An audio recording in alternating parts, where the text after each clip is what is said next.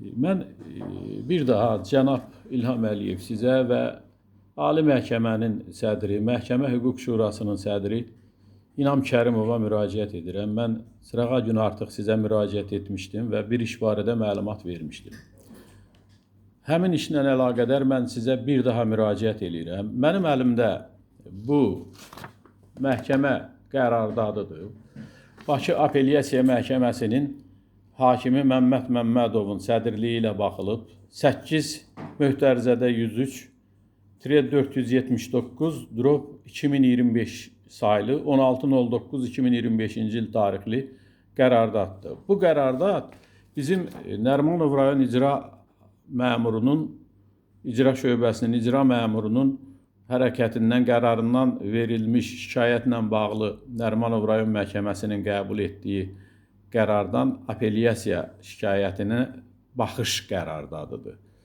Mən keçən dəfə dedim ki, bildirdim ki, nəzərinizə çatdırdım ki, hansı qanun pozuntularına yol verilib Bakı Apellyasiya Məhkəməsinin hakimi Habil Məmmədov tərəfindən, Ali Məhkəmə tərəfindən qanunsuz qərarlar qəbul olunub, vətəndaşın hüquq və mənafeləri kobud surətdə pozulub.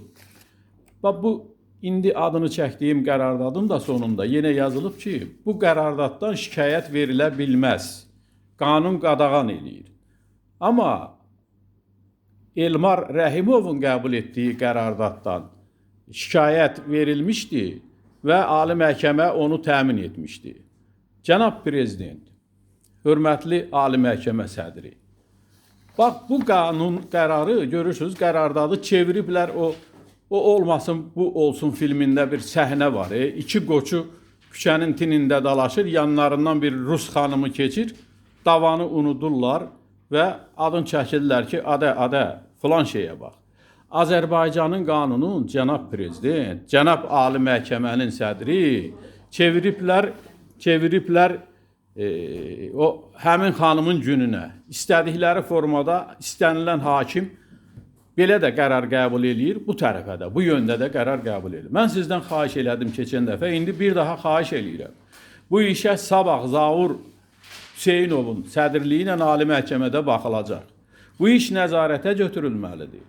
Bu iş üzrə qəbul edilmiş qərarlar tədqiq edilməlidir. Bu işdə qanunsuz qərarlar qəbul etmiş hakimlər məsuliyyətə cəlb olunmalıdır. Və siz dəmir yumruğunuzu, cənab prezident, nümayiş etdirin. Mən sizdən xahiş edirəm. Mən özüm üçün çalışmıram ki, mən Azərbaycan üçün çalışıram. Və mən sizə kömək eləmək istəyirəm. İnam müəllim də müəyyən işlər görür və İnam müəllimi də tək qoymaq olmaz burada. Bax, qərarları mən sizin nəzərinizə çatdırdım.